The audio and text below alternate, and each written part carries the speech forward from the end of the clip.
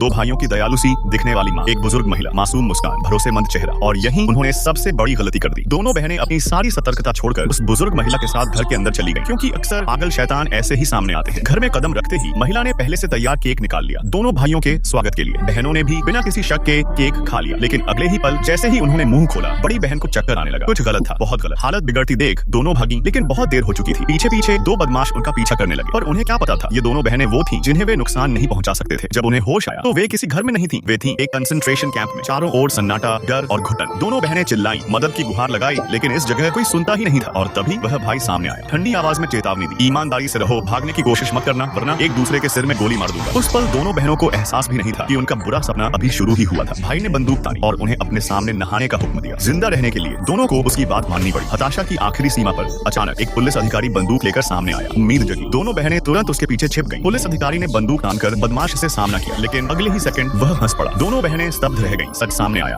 वह पुलिस वाला बदमाश के भाई का पुराना दोस्त था। वह यहाँ मदद के लिए नहीं, अपनी भड़ास निकालने आया था। कुछ मिनट बाद वह संतुष्ट होकर कंसंट्रेशन कैंप से बाहर निकला। अंदर सिर्फ एक बहन जमीन पर पड़ी थी, रोती हुई। साफ था उसे बेरहमी से पीटा गया था और राहत का कोई मौका नहीं दिया गया। लेकिन कहानी यही खत्म नहीं हुई। बदमाश के भाई ने एक और मेहमान बुला लिया, एक ऐसा आदमी जो बाहर से नेक दिल लगता था। उसने अपनी पसंद की बहन चुनी। डर से कांपती उस बहन ने उसके चेहरे पर थूक दिया। अगले ही पल उस आदमी ने जोरदार थप्पड़ मारा, लेकिन इससे उसका गुस्सा शांत नहीं हुआ। उसने लड़की के कपड़े उतार दिए और फिर कंसंट्रेशन कैंप से उठी चीख पूरे पहाड़ों में गूंज गई। अंदर की उन चीखों ने उसकी बहन का अंदर से सब कुछ तोड़ दिया। लेकिन सबसे भयानक पल अभी बाकी था। उस आदमी के जाने के थोड़ी देर बाद जंगल से एक अजीब सी चीख सुनाई दी। उस आवाज ने बदमाश के भाई को भी डरा दिया। घबराहट में उसने दोनों बहनों के सिर अपने पास खींचे और बार बार बुदबुदाने लगा, I love you, I love you.